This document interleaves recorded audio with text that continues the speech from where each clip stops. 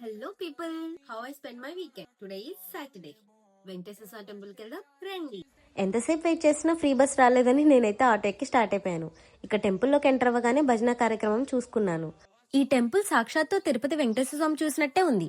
అలా ప్రశాంతంగా టెంపుల్లో ఒక నిమిషం కూర్చొని లైఫ్ లో ఏం చేయాలా అని చెప్పి ఆలోచించా. కానీ ఏం చేయాలో ఏం అర్థం కాలేదు. ఇవన్నీ అయ్యే పనిలా కనిపించట్లేదని చెప్పి ప్రసాదం అయితే తినేశాను.